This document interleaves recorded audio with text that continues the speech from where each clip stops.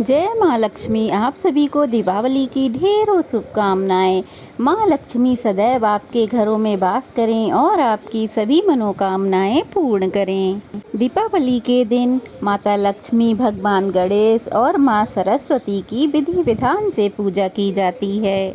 तो आज की वीडियो में मैं आपके साथ शेयर करने वाली हूँ दीपावली की बहुत ही आसान पूजा विधि। इसीलिए इस वीडियो को ध्यान से और पूरा देखिएगा। इस बार अमावस्या तिथि 2 दिन रहने के कारण दीपावली 2 दिन मनाई जाएगी।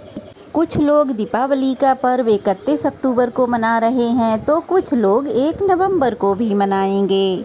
तो ऐसे में मैं आपको दोनों दिन के लक्ष्मी पूजन के शुभ मुहूर्त के बारे में बता देती हूँ। 31 अक्टूबर गुरुवार को अमृत काल रहेगा शाम 5:32 से 7:20 तक। गोधूली मुहूर्त रहेगा शाम 5:36 से 6:02 तक।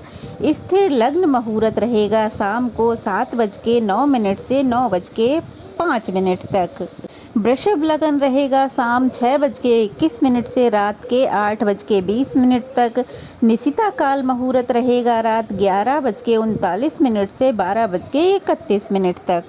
इस तरह से 31 अक्टूबर को माँ लक्ष्मी की पूजा का मुहूर्त या फिर दीपावली की पूजा का शुभ मुहूर्त शाम 5:32 से लेकर 9:05 तक रहेगा। और दीपावली के दिन रात के समय महाकाली की पूजा की जाती है, जो कि आप निशिता काल मुहूर्त में कर सकते हैं। और 1 नवंबर को लक्ष्मी पूजन का शुभ मुहूर्त रहेगा शाम 5:36 से लेकर रात 8:11 तक। दीपावली की पूजा की तैयारी आप पहले ही कर लें, अपने घर की साफ सफाई पहले ही कर लें और जो भी पूजा के लिए आवश्यक सामग्री है उसको भी एकत्रित करके रख लें। अब जिस जगह पे आपको दिवाली की पूजा करनी है उस जगह को अच्छे से साफ कर लें। गाय के गोबर से, गेरू से या फिर गंगा जल से उसको शुद्ध कर लें। उसके बाद स्वास्तिक का चिन्ह बनाकर एक चौकी रखें। चौकी के ऊपर लाल वस्त्र बिछाएं और उस पर माँ लक्ष्मी, गणेश जी की मूर्ति या चित्र स्थापित करें। अगर आपके पास चौकी या पटला नहीं है तो आप जमीन पर ही वस्त्र बिछाकर मूर्तियों की स्थापना कर सकते हैं। जो लोग लक्ष्मी जी, गणेश जी की नई मूर्ति लाते हैं उनकी स्थापना करके पूजा करें। और अगर आपने नई मूर्तियां नहीं खरीदी हैं, आपके पास पहले से ही चांदी की या किसी अन्य धातु की मूर्ति हैं, तो उनको स्नान करा के शुद्ध करके उनकी ही स्थापना करें। या फिर अपने मंदिर की पुरानी मूर्तियों को ही आप पूजा में रख सकते हैं। तो सबसे पहले हम भगवान गणेश की पूजा से पूजा प्रारंभ करते हैं। उससे पहले आपको कलश स्थापना करनी है। कलश की स्थापना वैसे तो अनिवार्य नहीं है, लेकिन हो सके तो आपको कलश की स्थापना जरूर करनी चाहिए। इससे पूजा का संपूर्ण फल हमें प्राप्त होता है। कलश की स्थापना आपको करनी है माँ लक्ष्मी जी के दाहिनी तरफ चौकी पर थोड़े से अक्षत रखकर या फिर पुष्प का आसन देकर कलश की स्थापना करें।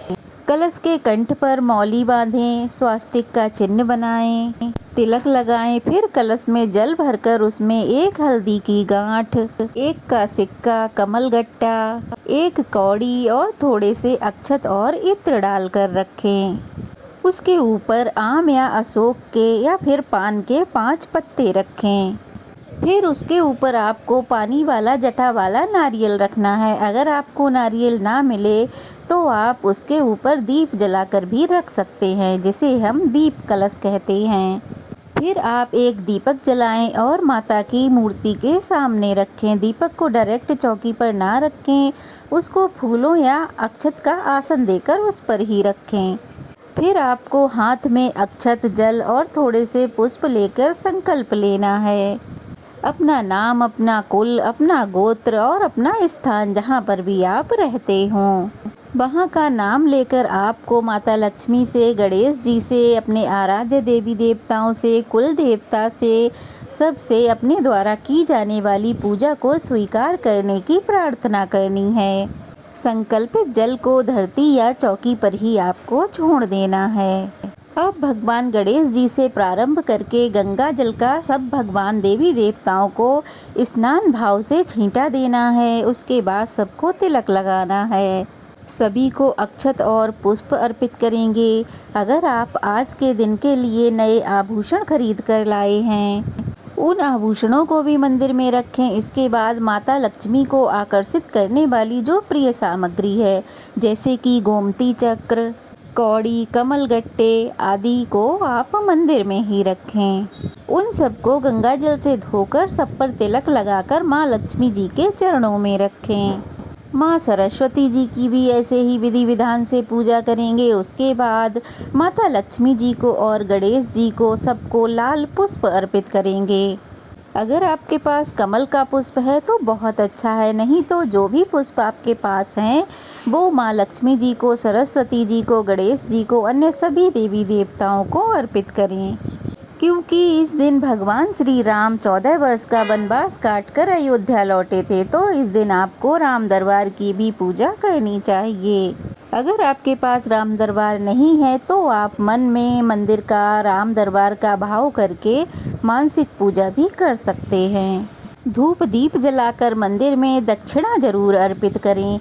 और जो लोग धनतेरस के दिन नई झाड़ू ना खरीद पाए हों, उसकी पूजा ना कर पाए हों, तो वो लोग आज के दिन यानी कि दीपावली के दिन नई झाड़ू खरीद के उसकी पूजा कर सकते हैं। अगर आप दीपावली की रात को धन पोटली बनाना चाहते हो, जिसमें सभी सामग्री रखनी होती है, लाल रंग की पोटली बना लें, नहीं तो लाल रंग के रुमाल में भी आप सभी सामग्री रखकर पोटली बांधकर रख सकते हैं। तो पोटली भी आप पहले से ही तैयार करके रख लें। जितने भी आपको दीपक जलाने हैं उन सब में बाती और तेल भरकर रख लें। पूजा करने के सबसे पहले जो आपने दीपक जलाया है उसको आपको बार बार इधर उधर नहीं हटाना है। एक दिया आरती करने के लिए आप और जला लें, या फिर आप कपूर जलाकर भी आरती कर सकते हैं। आज के दिन माता लक्ष्मी को 7 तरह के अनाज अर्पित करने से बहुत ही शुभ फल प्राप्त होते हैं और हमारे जीवन में कभी भी अन्न धन की कमी नहीं होती है। तो 7 तरह के जो भी अनाज आपको मिल जाएं, बस केवल मसूर की दाल का प्रयोग ना करें, बाकी अन्य सभी दालों का प्रयोग आप कर सकते हैं।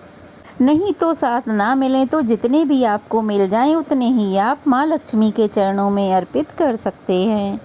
अगर आप चाहें तो इस दिन कुबेर देवता का भी पूजन कर सकते हैं, क्योंकि कुबेर देवता धन का भंडार भरने वाले देवता माने जाते हैं। जिस तरह से धनतेरस के दिन आपने कुबेर देवता का पूजन किया है, उसी तरह से आज के दिन भी करना है।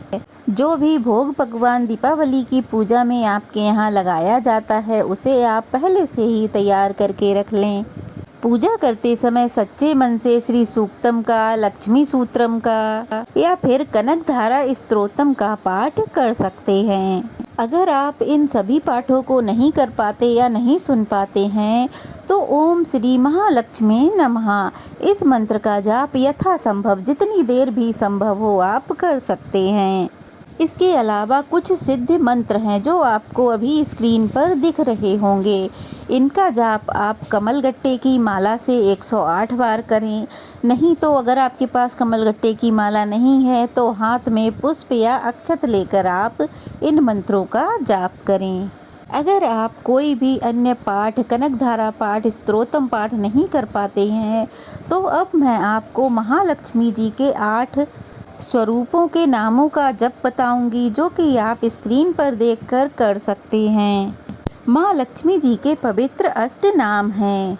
माँ लक्ष्मी जी के 8 नाम: ओम आदि लक्ष्मी नमः, ओम विद्या लक्ष्मी नमः, ओम सौभाग्य लक्ष्मी नमः, ओम अमृत लक्ष्मी नमः, ओम काम लक्ष्मी नमः, ओम सत्य लक्ष्मी नमः, ओम भोग लक्ष्मी नमः, ओम योग लक्ष्मी नमः। हिंदी में अर्थ है, हम महालक्ष्मी जी के सभी स्वरूपों को प्रणाम करते हैं। हे आद्य लक्ष्मी, हे विद्या लक्ष्मी, सौभाग्य प्रदान करने वाली देवी, हे माँ अमृत स्वरूपा, सत्य लक्ष्मी, भोगल लक्ष्मी, योग लक्ष्मी, हम आपको नमन करते हैं। आप महालक्ष्मी के इन नामों का जप कभी भी कर सकते हैं, खास तौर पर दीपावली के दिन, अमावस्या तिथि पर या फिर शुक्रवार के दिन रात के समय उत्तर दिशा की ओर मुंह करके मंत्रों का जाप कर सकते हैं। इस प्रकार से सच्चे मन से मंत्रों का जाप करके सभी आर्थिक संकटों से मुक्ति मिलती है और माँ लक्ष्मी की कृपा से कभी भी हमारे घर में धन की कोई कमी नहीं होती है। मंत्र जाप करने के बाद हाथ में अक्षत या पुष्प लेकर दीपावली की कथा सुने। उसके बाद सबसे पहले गणेश जी की, माँ लक्ष्मी जी की और माँ सरस्वती जी की आरती करें। भगवान गणेश जी को लड्डू, मोदक, दूर्वा, पान, सुपारी और इलायची का भोग लगाएं। माँ लक्ष्मी को सफ़ेद रंग की मिठाइयों का, खील खिलौने, बतासे का, पान, सुपारी, इलायची का भोग लगाएं। ये भोग आप माँ लक्ष्मी जी को पान के पत्ते पर रखकर अर्पित करें। इसी तरह से माँ सरस्वती जी को भी भोग लगाएं। अगर आप पान के पत्ते पर भोग अर्पित कर रहे हैं तो पान के पत्ते का डंठल जरूर तोड़ लेना। भोग लगाने के बाद जल अर्पित करें। आप किसी गिलास या कलश में जल भरकर माँ लक्ष्मी जी के समक्ष रखें। आप एक छोटा सा हवन कर सकते हैं जिसमें आप गाय के गोबर का एक उपला अच्छी तरह से सुलगाकर उस पर थोड़ी सी हवन सामग्री डालें, कपूर डालें, लौंग के जोड़े चढ़ाएं, घी डालें, अग्नि प्रज्वलित करें, बतासे, पान का पत्ता, खील, खिलौने, मिठाई सब कुछ थोड़ा थोड़ा सा उस हवन में डालें, यानी कि अग्नि में अर्पित करें। अग्नि देवता के माध्यम से हमारे इष्ट देवताओं तक यह भोग पहुंच जाता है। इस तरह से अग्नि में भोग अर्पित करने के बाद जल से अग्नि के चारों तरफ थोड़ा थोड़ा छींटा लगाएं। उसके बाद आपके घर में जहाँ कहीं भी अपने जेवर, रुपए, पैसे रखने की जगह है वहाँ पर पूजा करें, धूप दीप जलाएं और टीका करें। बस ध्यान रहे कि तिजोरी के अंदर जलता हुआ दीपक कभी नहीं रखना चाहिए। ये पूजा करने के बाद फिर आपको जितने भी दिए जलाने हैं उन सबको जलाकर अपने पूरे घर में जहाँ कहीं भी आपको रखने हैं, छत पर, बालकनी पर, मुख्य द्वार पर, हर जगह दीपदान करें, मतलब दिवाली जलाएं। बस ध्यान रहे कि घर के किसी भी कोने में अंधेरा न रह पाए। घर के हर जगह, हर कोने में दिया होना चाहिए, रोशनी होनी चाहिए। पानी के किनारे यानी कि नदी, तालाब, पोखर के किनारे भी आपको एक दिया जलाकर ज़रूर रखना चाहिए। अपने घर में जहां आप पानी भरकर रखते हैं वहां भी एक दिया ज़रूर जलाएं। एक दिया मां अन्नपूर्णा के नाम से अपने रसोई घर में जलाकर रखें, लेकिन ध्यान रहे सावधानी से रखें।